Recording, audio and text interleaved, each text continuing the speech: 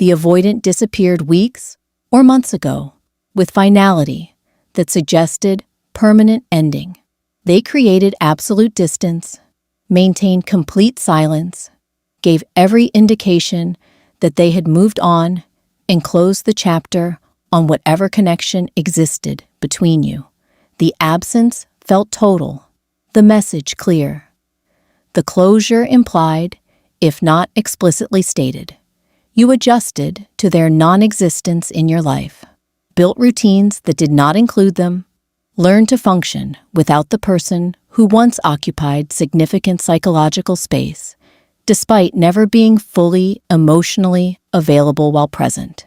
Then they return, not with fanfare or dramatic gesture, not with apology that acknowledges the harm their disappearance caused, not with evidence that anything fundamental has changed about their capacity for sustained intimacy. They return casually, almost as though the extended silence was brief and inconsequential, as though you should be receptive to reconnection without requiring accountability for the abandonment their withdrawal created.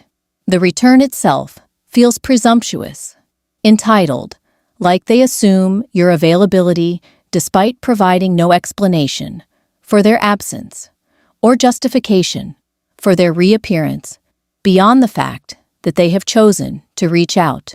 What happens when the avoidant finally faces you after long silence is not unique or unpredictable. The same patterns emerge every single time, regardless of the specific avoidant or the particular circumstances of the silence.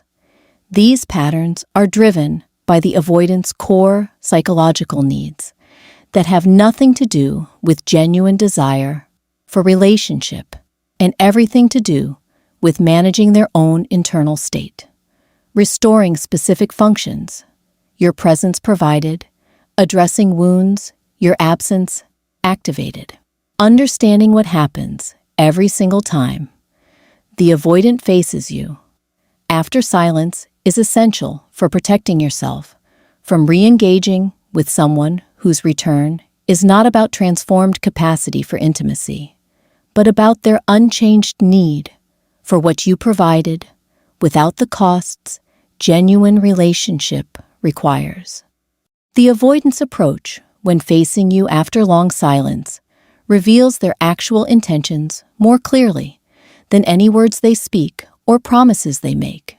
The way they initiate contact, the tone they adopt, the accountability they take or avoid, the vulnerability they demonstrate or withhold, the expectations they communicate about how reconnection should proceed. All of it shows you whether the silence created space for genuine transformation or simply gave them enough distance that approaching you feels manageable again, despite nothing about their patterns having changed. The predictable sequence of what happens tells you everything you need to know about whether the avoidant is worth reconsidering or whether their return is just another cycle in the pattern that made their absence necessary in the first place. Number 1, they approach as though the silence was mutual decision rather than abandonment they chose. The avoidant almost never acknowledges that they created the silence unilaterally, that their withdrawal was choice they made without your agreement or input, that the extended absence was abandonment rather than mutually decided break.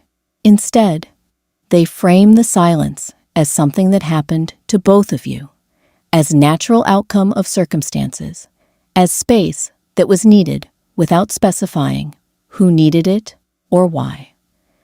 They use language that obscures their agency in creating the distance.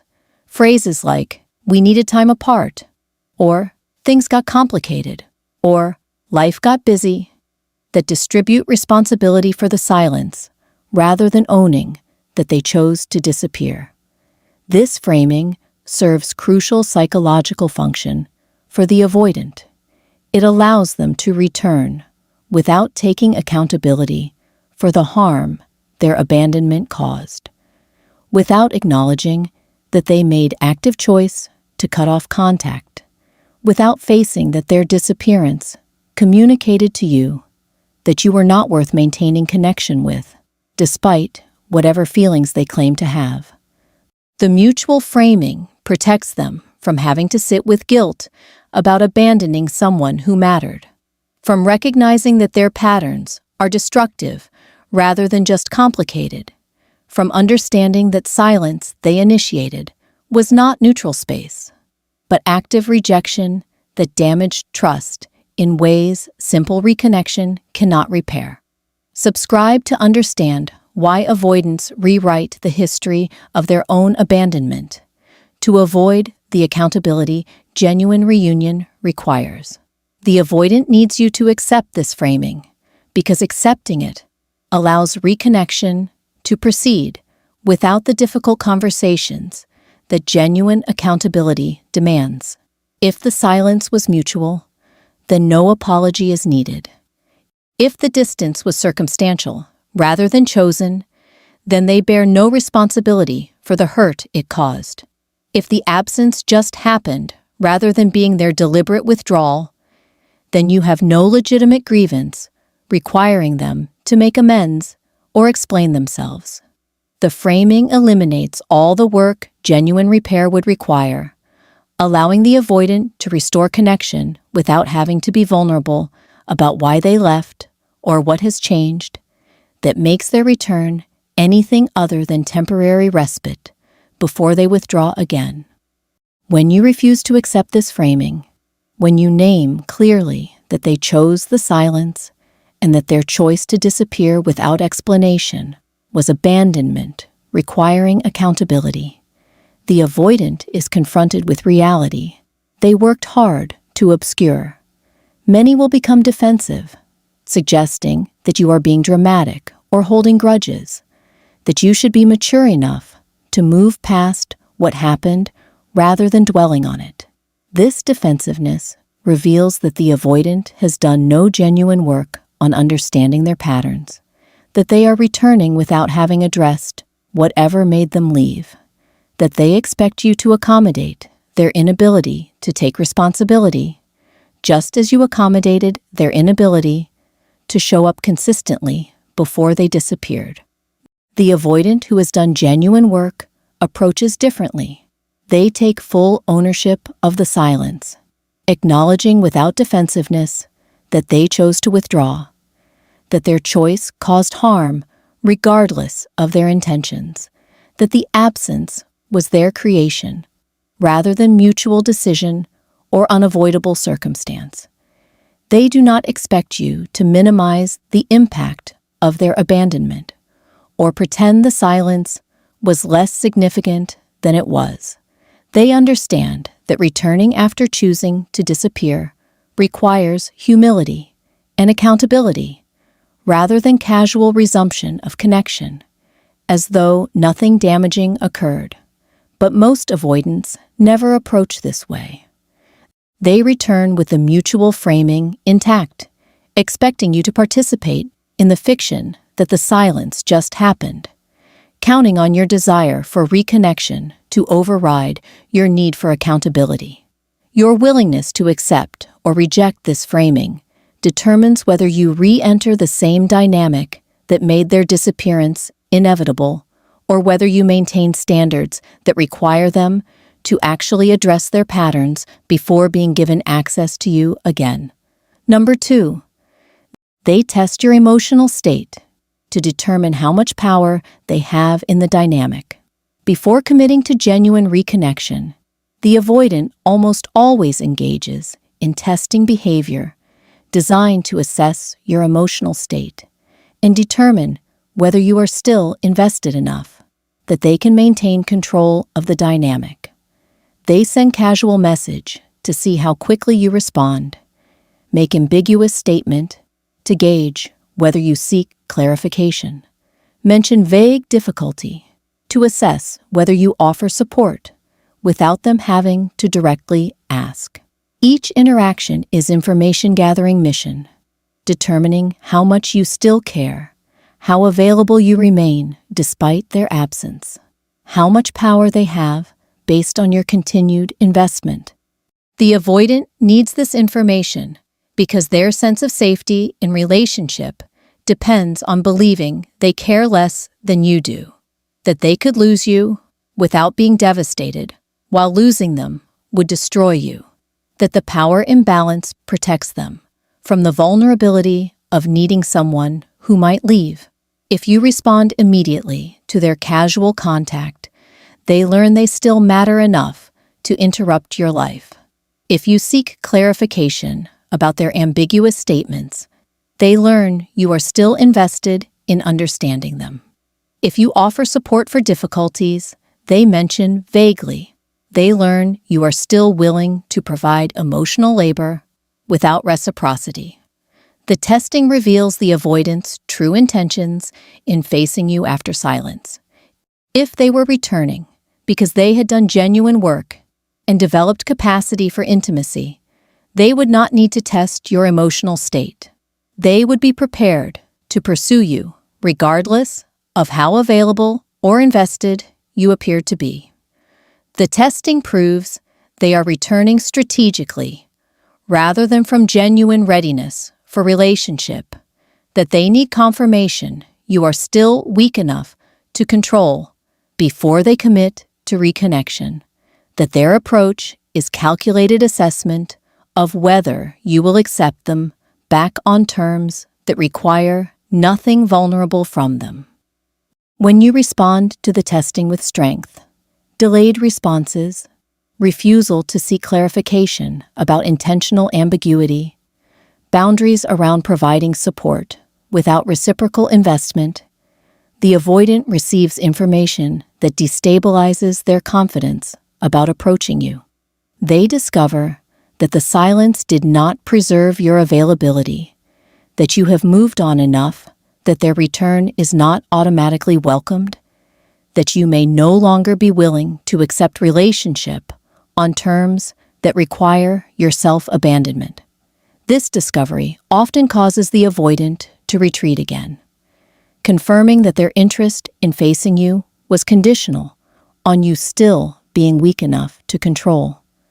But occasionally, the avoidant who discovers you are no longer available in the ways you were before their disappearance responds by increasing their effort, by pursuing more directly, by demonstrating investment they were incapable of showing before they left.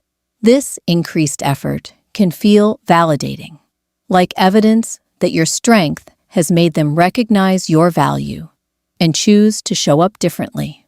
But the effort must be examined critically, because it is often strategic pursuit designed to restore their control rather than evidence of genuine transformation that will be sustainable once they feel secure that you are not going anywhere.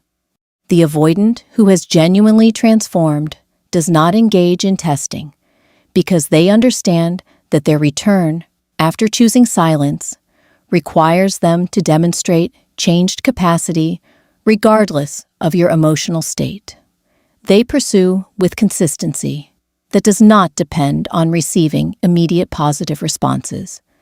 They communicate directly, rather than through ambiguous statements designed to gauge your investment.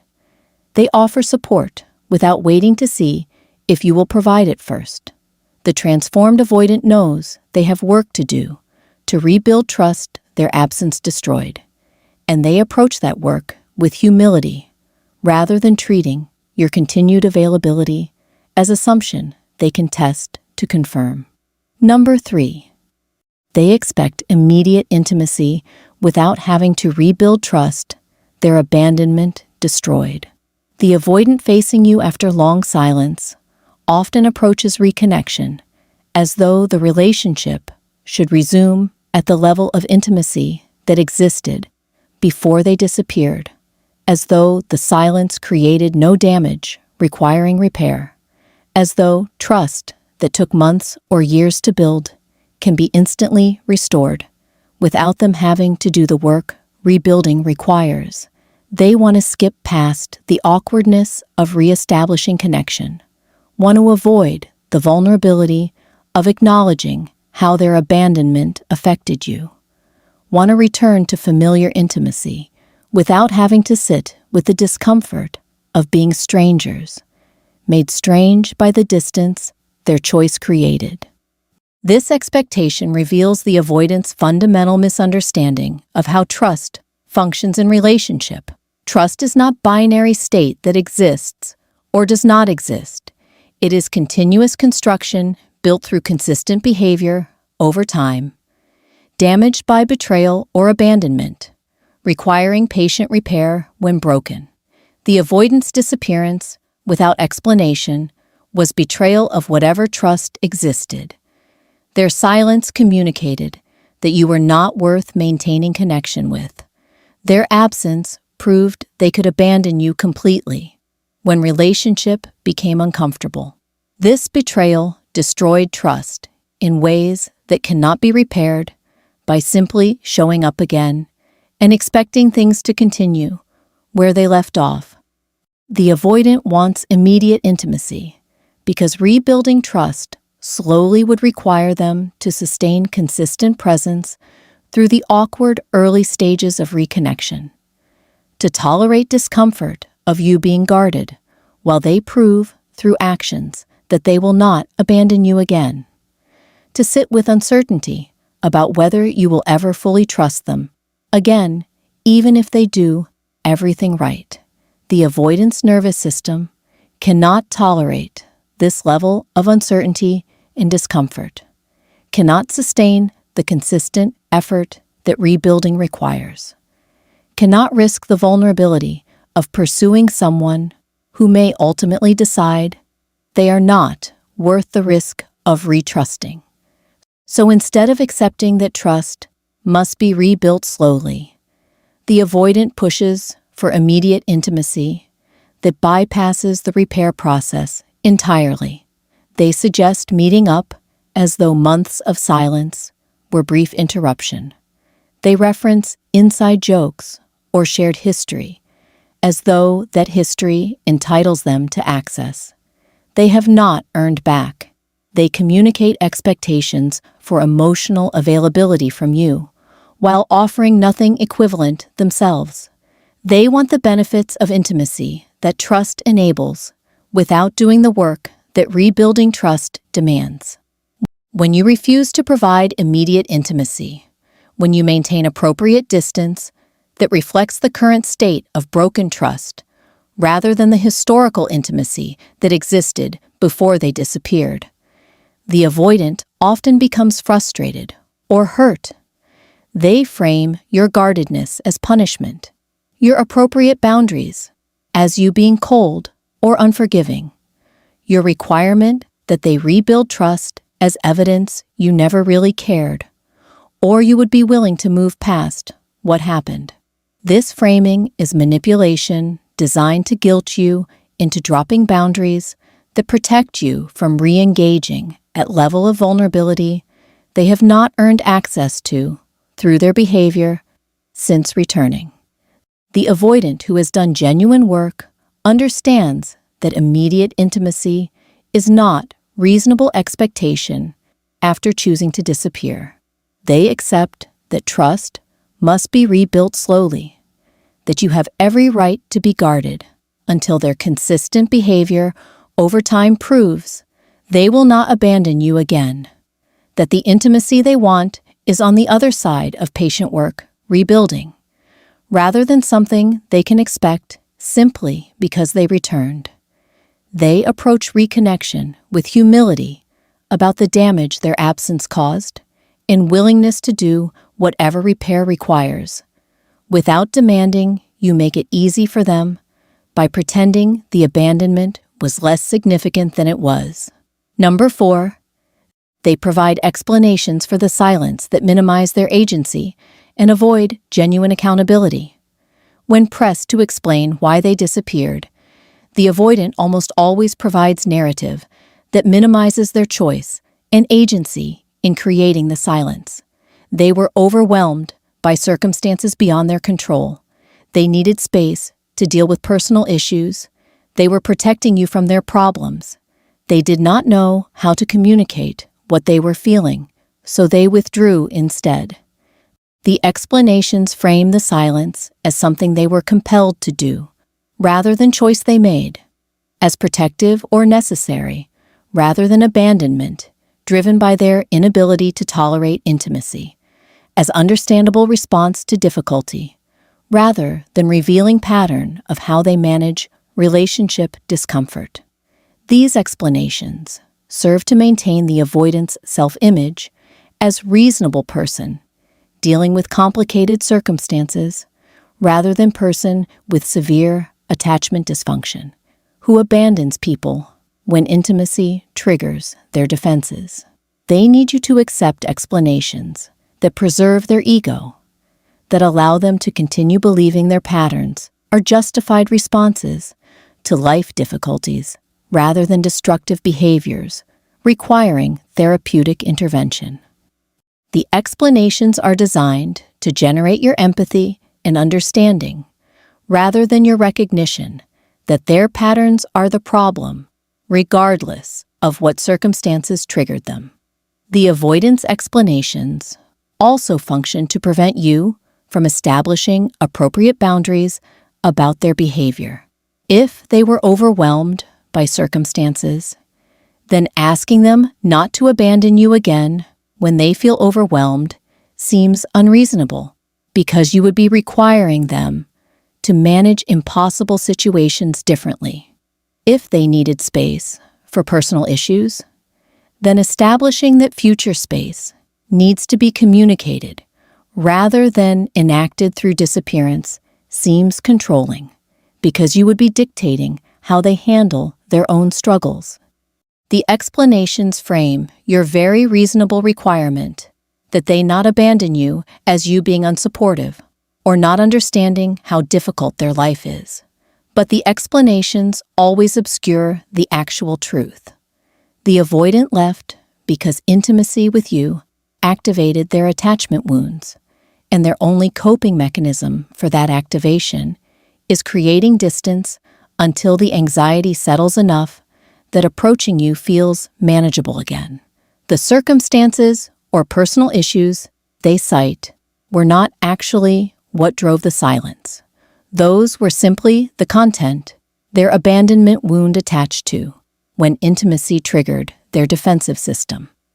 The avoidant could have communicated about being overwhelmed, could have asked for space while maintaining connection, could have let you support them through difficulties instead of disappearing. They chose silence because their psychology cannot tolerate the vulnerability that staying present through discomfort would have required. When you refuse to accept explanations that minimize their agency, when you name clearly that regardless of circumstances, they chose to abandon you without communication, and that choice reveals their patterns, rather than being justified by whatever they were dealing with, the avoidant must face the reality their explanations were designed to obscure.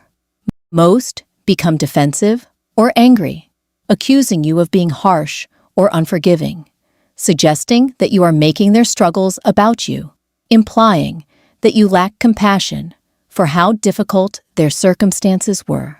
This defensiveness confirms they have done no genuine work on their patterns, and they are expecting you to accommodate their inability to take accountability. The avoidant who has genuinely worked on themselves takes full responsibility for choosing silence, regardless of what they were dealing with at the time.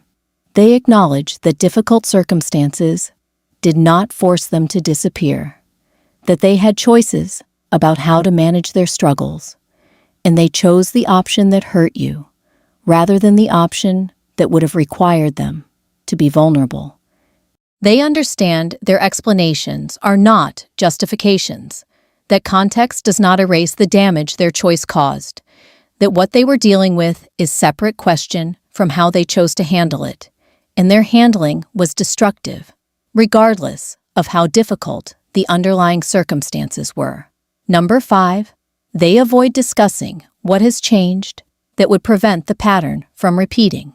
The avoidant facing you after silence almost never voluntarily, addresses the critical question: what has actually changed about their capacity for intimacy that would prevent them from disappearing again when relationship triggers the same discomfort that drove their previous abandonment?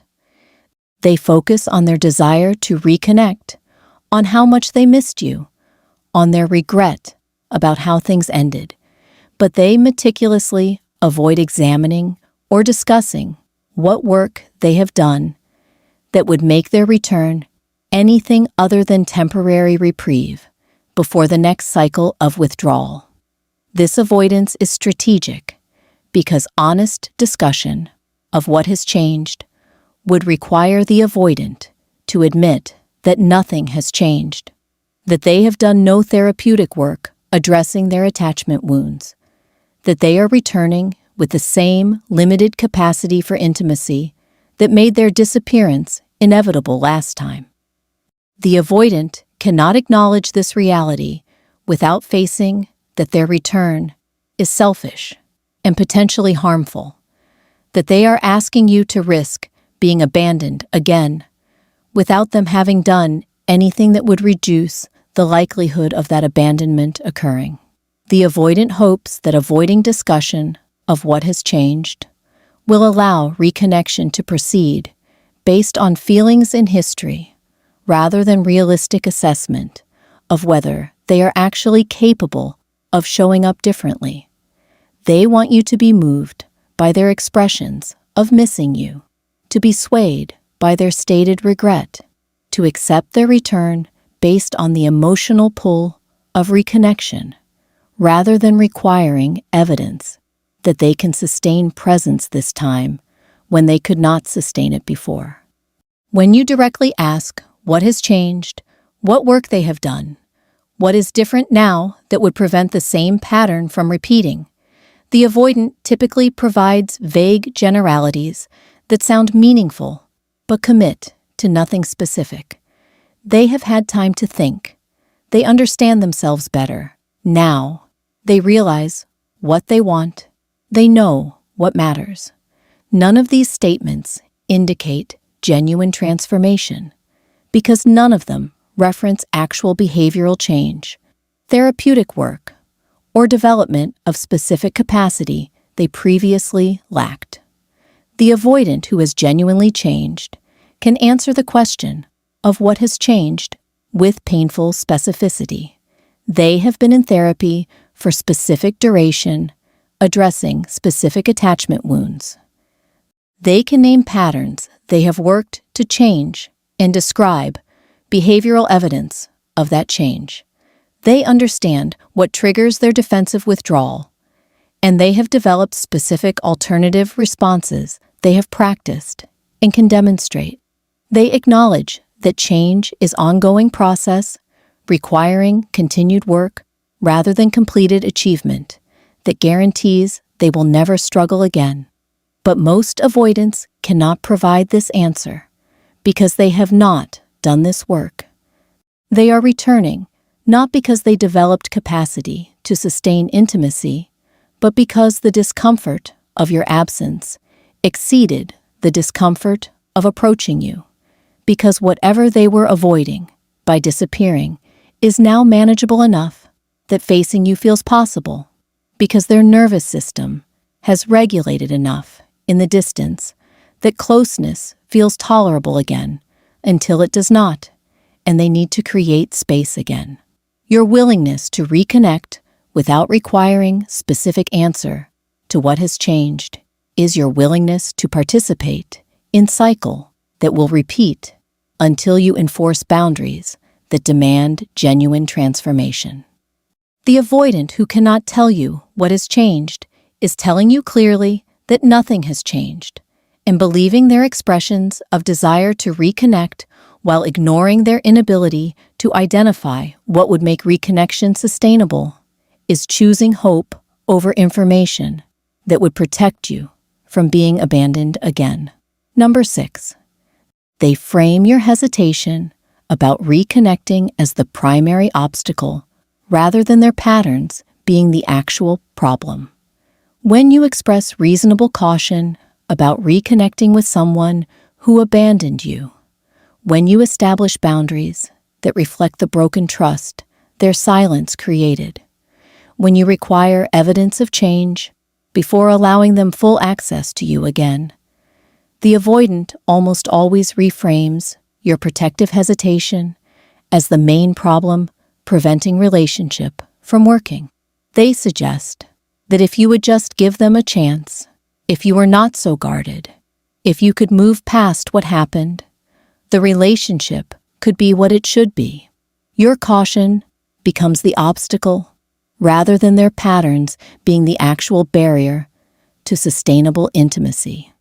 This reframing serves critical function for the avoidant's ego and defensive system. It allows them to avoid accountability by making you responsible for whether reconnection succeeds or fails. If the relationship does not work out, it is because you could not get past their mistake, rather than because they are incapable of sustaining the intimacy relationship requires. If you maintain distance, it is because you are unforgiving, rather than because they have given you no evidence they will not abandon you again. Your appropriate protection of yourself becomes character flaw, preventing intimacy rather than necessary response to their demonstrated unreliability. The reframing also functions to pressure you into lowering your boundaries by making those boundaries seem like the problem. If your hesitation is what prevents the relationship from working, then being a good partner requires setting aside your caution in trusting them despite their history. If your guardedness is the obstacle, then showing you really care means being vulnerable, even though they have not earned that vulnerability through consistent behavior. The frame makes your self-protection into selfishness, your boundaries into barriers, your very reasonable unwillingness to be reabandoned into the reason the relationship cannot succeed. But the truth the reframing obscures is that your hesitation is not obstacle to relationship working. It is appropriate response to someone who has demonstrated they cannot sustain intimacy without abandoning you when it becomes uncomfortable. The obstacle to relationship working is their unchanged capacity, their unaddressed patterns, their unwillingness to do genuine work that would make their presence sustainable. Your hesitation is not preventing intimacy. Their inability to show up consistently is preventing intimacy, and your hesitation is simply recognition of that reality. When you refuse to accept the reframing, when you maintain that your caution is protective response to their behavior, rather than character flaw preventing connection, when you keep focus on their patterns being the actual problem requiring their work to address, the avoidant is forced to confront reality they attempted to obscure. Many will become more insistent on the reframing, arguing that everyone deserves second chances, that you cannot build intimacy while being guarded, that your unwillingness to be fully vulnerable proves you are as defended as they are. This insistence reveals their investment in making you the problem, because making you the problem allows them to avoid being the problem. The avoidant who has done genuine work does not engage in this reframing. They understand that your hesitation is earned through their behavior, that your boundaries are appropriate protection rather than obstacles they need to overcome, that your guardedness is their responsibility to address through consistent demonstration of changed capacity, rather than your responsibility to drop based on nothing but their desire for you to trust them. Again, they accept that rebuilding trust means accepting your hesitation and working within it, rather than demanding you eliminate it to make reconnection easier for them. Number 7. They demonstrate through their expectations that they learned nothing from the silence about what relationship with them actually requires. The ultimate revelation of whether the avoidance return after silence represents genuine transformation or simple repetition of patterns is visible in their expectations about how reconnection should proceed. The avoidant, who has learned nothing, expects you to accommodate the same limitations that made their disappearance inevitable, expects you to accept inconsistent communication, to tolerate their need for excessive space, to make allowances for their difficulty with emotional availability, to essentially recreate the exact dynamic that ended with them abandoning you, because that dynamic became too uncomfortable for them to sustain. These expectations prove that the silence taught them nothing about their patterns, that the distance did not create space for genuine reflection on what they need to change, that they are returning hoping to restore exactly what failed before, while somehow expecting different results. The avoidant believes the problem was not the dynamic itself, but something about the specific circumstances or timing, and they return thinking that simply trying again, under slightly different conditions, will make relationship work this time, despite their capacity being unchanged. The expectations reveal themselves in what the avoidant asks for and what they assume you will provide. They ask for patience with their difficulty communicating, for understanding about their need for space, for acceptance of their limitations around emotional availability. All the same accommodations you provided before that enabled them to avoid addressing their patterns. They assume you will continue doing the emotional labor of maintaining connection, will continue pursuing them through their withdrawal, will continue accepting breadcrumbs of intimacy while they maintain the control that makes relationship feel safe enough for them to continue attempting. When you refuse to provide these accommodations, when you establish that reconnection requires them to meet you with consistent communication and genuine emotional availability, rather than you accommodating their limitations, when you make clear that you will not recreate dynamic where you do all the work, the avoidant is confronted with the reality that reconnecting on healthy terms requires them to show up in ways they have never shown up before. Most will retreat at this point, confirming that their return was contingent on you being willing to enable their avoidance rather than being motivated by genuine readiness to do the work sustainable relationship demands. The avoidant who has genuinely learned from the silence approaches with completely different expectations. They expect to have to prove themselves through consistent behavior over time. They expect you to have boundaries that reflect the damage their abandonment caused. They expect to do the work of rebuilding trust rather than you making it easy, by pretending their absence was less damaging than it was. They understand that relationship with them requires their growth and change rather than your continued accommodation, and they demonstrate readiness for that growth through accepting your boundaries and working within them rather than asking you to lower them. What happens every single time reveals what you need to know.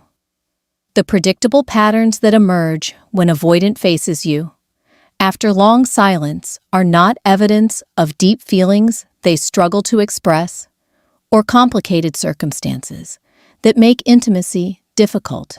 They are evidence of someone whose psychology is organized around avoiding vulnerability, whose defensive system requires control to feel safe, whose capacity for intimacy is severely limited. Without genuine therapeutic work, they almost certainly have not done. The patterns repeat every single time because they are driven by the avoidant's unchanging attachment wounds rather than by the specific circumstances of any particular relationship or silence. Understanding what happens every single time protects you from interpreting the avoidance return as more meaningful than it actually is, from hoping that this time will be different when all the evidence suggests it will be exactly the same, from re-engaging with someone who has done no work that would make their presence sustainable beyond however long it takes for intimacy to trigger their defensive withdrawal again. The patterns tell you everything you need to know about whether the avoidant is worth reconsidering or whether their return is just another cycle in dynamic that will continue repeating until you refuse to participate.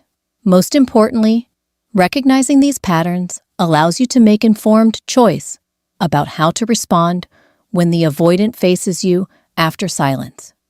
You can choose to require the accountability, vulnerability, and evidence of genuine change that healthy reconnection demands, understanding that the avoidant who cannot provide these things is revealing their unchanged capacity and saving you from being abandoned, again, when you finally allow yourself to trust them. You can choose to protect yourself from dynamic that requires your self-abandonment, to maintain boundaries that honor your worth, to refuse to re-enter relationship with someone who has demonstrated they are not capable of sustaining the intimacy you deserve. The avoidant will continue facing people after long silences, as long as people continue accepting their returns without requiring genuine transformation. Your choice to require transformation or maintain distance is your choice to break cycle for yourself, to refuse to enable dysfunction that destroys you while allowing the avoidant to continue avoiding the work their patterns require. What happens every single time the avoidant faces you after silence is revelation of who they actually are beneath the potential you want to believe in, and believing that revelation, rather than the story they want you to accept, is the choice that protects you from wasting more of your life, hoping they will become someone they have shown you clearly they are not. Why the silence never creates the change. You hope it will. One of the most persistent hopes people maintain about avoidance is that extended silence will create space for reflection and growth. That time apart will allow the avoidant to recognize their patterns and do the work necessary to transform them. That absence will make them realize what they lost and motivate them to become capable of sustaining what they previously destroyed through their inability to show up. This hope is understandable, but almost always disappointed, because silence alone does not create change in people whose entire psychology is organized around avoiding the discomfort that genuine change requires. The avoidant experiences silence differently than you experience it.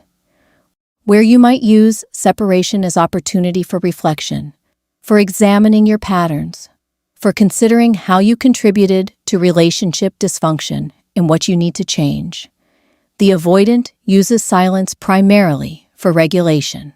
The distance allows their nervous system to settle from the anxiety that intimacy activated, allows them to return to baseline where they feel safe and in control, allows them to avoid the discomfort of facing their limitations or sitting with the damage their patterns cause. The silence is not reflective space. It is protective distance from feelings they cannot tolerate.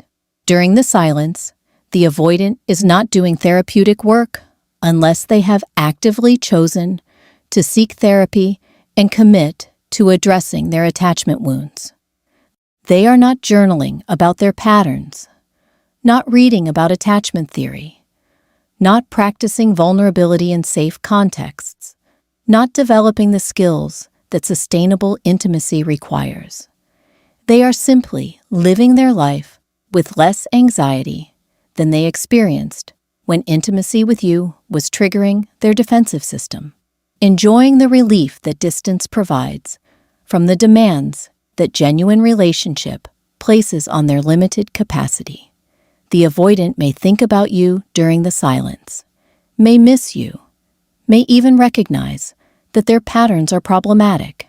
But thinking and recognizing are not the same as doing the actual work of transformation.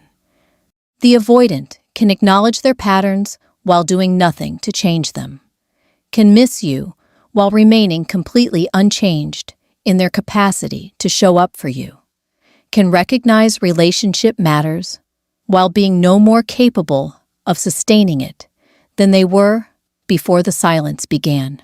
Awareness without action is not growth. It is simply a more comfortable version of the same dysfunction. This is why the avoidant who faces you after long silence almost never demonstrates genuine transformation. The silence did not create change, because the silence was not used for change. It was used for regulation, for escape from discomfort, for restoration of equilibrium that intimacy disrupted. The avoidant returns when distance has made approaching you feel manageable again, when they need what you provided enough that seeking you out feels worth the discomfort it will generate, when their nervous system has regulated enough that they can tolerate proximity until intimacy triggers their defenses and they need to create distance again. Your hope that silence created change is understandable because you are projecting how you would use that time onto someone whose psychology functions completely differently than yours. You would use reflection and growth opportunities because you are capable of sitting with discomfort that growth requires, because you can tolerate examining your flaws without your ego shattering, because you have capacity to change behavior even when change feels difficult. The avoidant lacks these capacities without therapeutic intervention, specifically designed to develop them, and silence alone provides no such intervention. Accepting that silence creates no change protects you from the hope that keeps you engaging with someone whose return represents no genuine progress toward capacity for intimacy you need them to have. The avoidant facing you after silence is the same person who left, with the same limitations, the same patterns, the same defensive system that will cause them to leave again when intimacy becomes uncomfortable. The silence changed nothing except giving their nervous system the break it needed to tolerate approaching you again. The cost of accepting their return without requiring genuine transformation. When you accept the avoidance return after silence without requiring concrete evidence of genuine transformation, you are choosing to participate in cycle that will cause you increasing damage each time it repeats. The first abandonment hurts, but you can tell yourself it was a mistake, that they did not understand what they were doing, that it will not happen again. The second abandonment, after you took them back, confirms the pattern and damages your ability to trust not just them, but your own judgment about who deserves your investment. The third and subsequent abandonments destroy your sense of self, erode your boundaries, teach you that your needs do not matter, and that love means accepting treatment that violates your worth. Each cycle of the avoidant, leaving and returning, without genuine change, reinforces both your patterns and theirs. You learn that your boundaries are negotiable, that your needs can be perpetually postponed, that you should accept breadcrumbs of intimacy rather than requiring consistent emotional availability.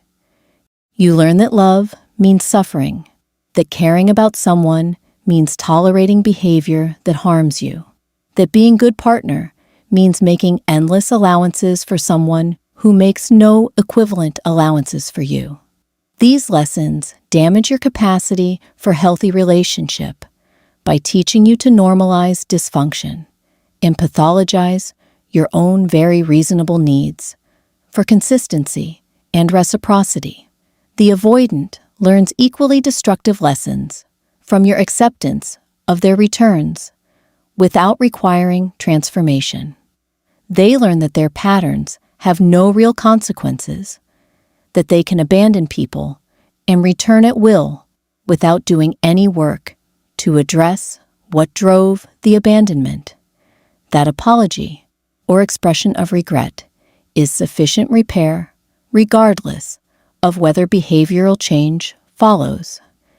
They learn that people will always take them back, that their limitations will always be accommodated, that they never have to do the uncomfortable work of genuine growth, because someone will always accept them exactly as they are, no matter how destructive their patterns prove to be. Your acceptance of their return enables their avoidance in the most literal sense. By allowing reconnection without requiring evidence of change, you remove the one consequence that might motivate them to seek help, the consequence of losing people who matter, because their patterns make sustaining connection impossible. You become part of the system that keeps them sick, that allows them to continue operating as they always have, that prevents the crisis that could potentially drive them toward the therapeutic intervention their attachment wounds require.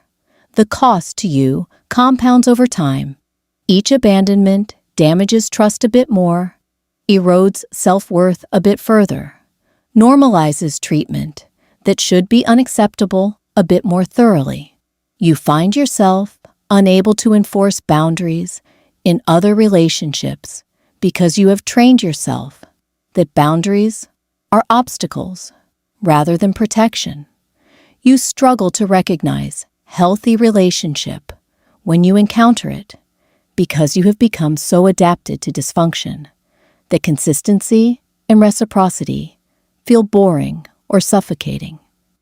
You lose years to hoping someone will change, while that hope prevents you from building life with someone actually capable of showing up. The cost to the avoidant is equally devastating, even if they never recognize it. They lose opportunity after opportunity for genuine intimacy because they never develop capacity to sustain it. They destroy relationship after relationship through the same patterns while never facing that the patterns are the problem rather than the specific people or circumstances. They die having experienced only the shallow pseudo-intimacy their defenses permit, never knowing what it feels like to be truly known and loved for who they actually are rather than who they perform being during the brief periods when distance makes proximity tolerable. Refusing to accept their return without requiring genuine transformation is the only choice that serves both people. It protects you from continued damage while creating the consequence that might motivate them to finally seek help. It honors your worth while giving them opportunity to develop capacity they currently lack.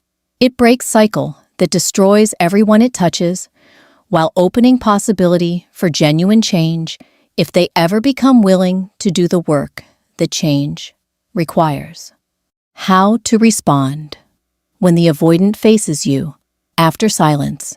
Knowing what happens every single time gives you framework for responding when the avoidant faces you after silence in ways that protect your well-being while maintaining appropriate boundaries around someone who has demonstrated they cannot sustain intimacy without genuine work on their patterns. Your response should be calibrated to what they demonstrate rather than what they promise, to evidence of actual change rather than expressions of desire to change, to their capacity shown through behavior rather than potential you want to believe exists beneath their defenses. First, refuse to accept framing that obscures their agency in creating the silence. When they suggest the distance was mutual or circumstantial, correct them clearly and without anger. They chose to disappear. Their choice was abandonment, regardless of what they were dealing with at the time. The silence was their creation and their responsibility. Establishing this truth is foundation for any genuine accountability that might follow. The avoidant who cannot accept this basic reality is revealing immediately that they have done no work on their patterns. Second, require them to answer specifically what has changed that would prevent pattern from repeating. Do not accept vague generalities about having time to think or understanding themselves better. Require concrete information about therapeutic work they have done, specific patterns they have addressed, behavioral changes they can demonstrate, ongoing commitment to continued growth. The avoidant who cannot provide this information is telling you clearly that nothing has changed and that reconnecting means entering the same cycle that ended with them abandoning you. Third, maintain boundaries that reflect the current state of broken trust rather than historical intimacy that existed before they disappeared.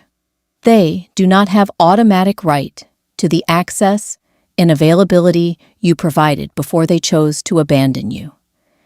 They must earn trust back through sustained, consistent behavior over time, must accept that you will be appropriately guarded until their actions prove they will not disappear again, must understand that immediate intimacy is not reasonable expectation after they destroyed foundation that intimacy requires. Fourth, refuse to take responsibility for their discomfort with your very reasonable hesitation about reconnecting. Your caution is earned response to their demonstrated unreliability. Your boundaries are appropriate protection rather than obstacles they need to overcome. Your guardedness is their work to address through consistent behavior rather than your work to eliminate based on nothing but their desire for you to trust them. The avoidant who frames your protection as the problem is revealing they have learned nothing, and they expect you to enable their patterns by eliminating boundaries that would require them to show up differently. Finally, be willing to maintain distance if they cannot meet these requirements. The avoidant who cannot take accountability, cannot identify what has changed, cannot accept appropriate boundaries, cannot tolerate your reasonable hesitation, is demonstrating clearly that they are not ready for genuine relationship, and that reconnecting would mean repeating cycle that ended with them abandoning you. Your willingness to walk away from someone you care about because they cannot meet reasonable requirements for reconnection is your commitment to protecting yourself from patterns that will destroy you if you continue participating in them. The truth about whether they will ever change. The question that haunts people dealing with avoidant who faces them after silence is whether the avoidant will ever genuinely change, whether the patterns that drove their abandonment can be transformed through therapeutic work, whether hope that they could become capable of sustained intimacy is realistic or simply fantasy that prevents you from accepting who they actually are. The answer is complicated because change is theoretically possible, but practically rare, requiring sustained commitment that most avoidants never demonstrate. Avoidant attachment patterns can be transformed through intensive therapeutic work, specifically targeting the childhood wounds that created the defensive system. The avoidant can learn to recognize when their nervous system is activating, can develop capacity to communicate about discomfort rather than disappearing, can practice vulnerability in controlled doses until it becomes more tolerable, can build skills for sustaining intimacy through the anxiety it generates rather than needing to create distance every time closeness triggers their defenses. Transformation is possible, but it requires years of consistent therapeutic engagement that most avoidants are unwilling to commit to. The avoidant who genuinely transforms typically does so only after experiencing consequences severe enough that continuing their patterns becomes more painful than doing the work to change them. They lose someone who truly mattered in ways that make them unable to continue believing their patterns are fine. They face that they are destroying every relationship they attempt through the same defensive behaviors. They recognize that they will die alone if they cannot develop capacity for intimacy their nervous system currently cannot tolerate. The transformation happens not because they suddenly want to be different, but because the pain of staying the same finally exceeds the terror of genuine change. Most avoidants never reach this point because people keep accepting their returns without requiring transformation. Keep accommodating their patterns instead of enforcing consequences. Keep enabling their avoidance by doing all the work of maintaining connection while the avoidant does nothing to address their limitations. The avoidant who can abandon people and return at will without doing any therapeutic work has no motivation to change because the consequences of their patterns are being absorbed by others rather than felt by themselves. This is why your choice about how to respond when the avoidant faces you after silence matters not just for you, but potentially for them. By refusing to reconnect without evidence of genuine change, you create consequence that might be the catalyst they need to finally seek help. By maintaining boundaries that require them to show up differently, you eliminate the enabling that has allowed them to continue avoiding the work their patterns require. By choosing yourself over hope they might change, you demonstrate that their patterns have real costs they can no longer avoid. By finding another person willing to accommodate what you no longer will. Whether they actually use your boundaries as motivation for change is completely outside your control and not your responsibility. Most will simply move on, seeking someone else willing to play the role you refused to continue playing. But occasionally, losing someone who mattered because of patterns they could change if they were willing to do the work creates the crisis that drives them toward genuine transformation. Your boundaries create possibility for their growth, even if that growth never materializes. And more importantly, your boundaries protect you from being destroyed by patterns they may never address, regardless of how much potential you believe exists beneath their defenses.